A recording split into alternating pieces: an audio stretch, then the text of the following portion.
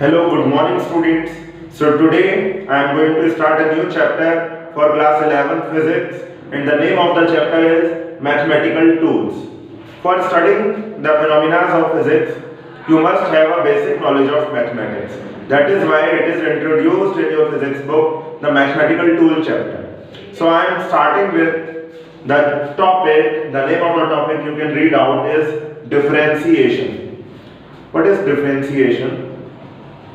Differentiation is basically a new topic for class 11 students and it is like a function, like a operator you already have studied like plus, minus, multiply, divide, these all are the operators. In the similar way, differentiation is also one of the operator. How to understand it in well manner? So I already have written relevant to it. So I am going to start with differentiation. Suppose for understanding differentiation, it is very necessary to understand what is function.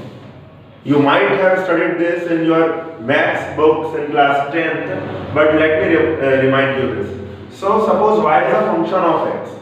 What is the meaning of it? If y is a function of x, the meaning of this is that the value of y is totally depending on the value of x. So y we can say is a dependent function or dependent variable because the value of y will depend on the value of x, and x is called independent variable. X can be a random value, so x is independent variable. So we have taken one example, say y is equal to 2x square plus 4x plus 7. You can take any equation. I just have considered this equation just for one example. Now, so when the value of x will be 1, the corresponding value of y will be 30. If x will be 2, then y value will be different. If x will be 3, and so on. So we will get the value of y depending on the value of x. So now we can say that y is a function of x. After studying the functions, we will study about differential coefficient or derivative of a function. This is very important. And we will derive few formulas relevant to this after understanding this whole topic. So, suppose y is a function of x, I already have explained to you. Suppose we will change the value of x by a small amount. Say that small amount is del x. We are going to change the value of x. Okay. For example, I substituted x 1, I got 30. Instead of 1, if I could substitute 1.1, I could get a different value instead of 30. So when I will increase the value of x, then surely the value of y is also going to be increased. In the similar way, if I will increase the value of x by a small amount del x is the increment in the value of x. Obviously, the value of y is also going to be increased. And say that a small change in the value of y is del y. Now, what is this del? I am pronouncing it del. Actually, this is delta. If I write it, this is delta. This triangular shape, this symbol is new for you. You are going to begin with this. So, this is delta. In short, we call it del. Del. For pronunciation, for making it easier. So, if there will be a change in the value of x by a small amount del x, then obviously there will be a change in the value of y by a small amount del y. I hope you understood. So obviously y plus del y, because we have changed the value of x by a small amount del x. So del x will be added to this.